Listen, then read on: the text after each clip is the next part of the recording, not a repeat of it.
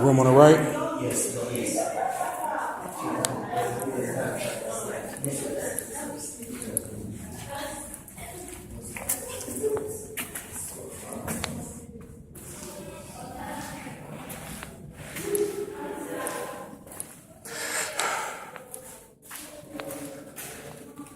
Oh my God.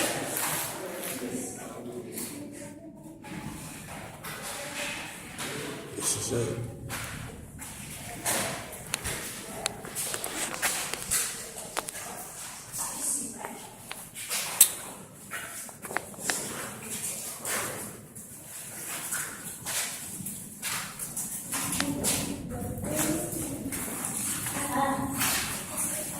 This is with the assistance of a cell phone flashlight.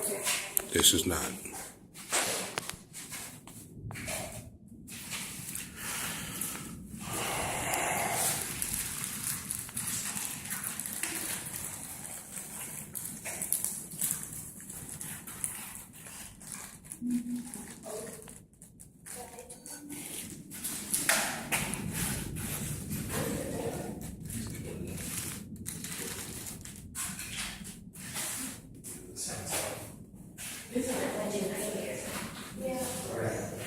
Little slave dungeon. I intentionally turned off the lights, kept it in darkness for a while, but I didn't mean to enslave you, nor scare you. I just wanted to get the feel of it because there was no electricity inside. And the captives were having natural light ventilation from the holes. This one's like this for cross ventilation. When the light went off, we saw that the dungeon is dark, always dark. Due to that, some of the captives became partially sighted. They were able to see properly. Was in the darkness for some time, going out to see the sun. The sun rays affected the eyes of some of the captives. There are 5 chambers in the male dungeon. 1, 2, 3, 4, 5. This is the first chamber. Each of one chamber like this had about 200 men. 200 souls were in here. So the fight from this very chamber to the last one, 1,000 strong men. And the design is about 16 by 32 feet square. This chamber was called strong chamber for those who were very strong, both physically and mentally. Because they were strong in order not to influence the ordinary ones to plan a revolt. They were chained. Putting the chains in these small holes on the wall. You see the long chains, normally on the ankles, and again locked them. There were many. So sometimes the dungeon became hot. When the dungeon was hot and they were screaming or making noise, they poured water on them, sometimes from the bigger house up to cool down the temperature. It is estimated that 30%, 3 out of every 10, died only in the dungeons because contagious diseases spread very fast. And possibly contagious disease could kill almost all of them in here. Once in a while, they allowed some of the living to pack the dead bodies in bags or sacks, added one of the cannonballs or a stone, dumped into the ocean. They added the cannonball or the stone so that the body would settle. So sometimes the living struggled with the dead bodies. We saw the dungeon is dark, so sometimes they wouldn't know whether the person beside you is dead or still alive. They were doing everything to themselves in the dungeon. They were defecating here, urinating, vomiting. They were eating, they were sleeping here, to doing their best.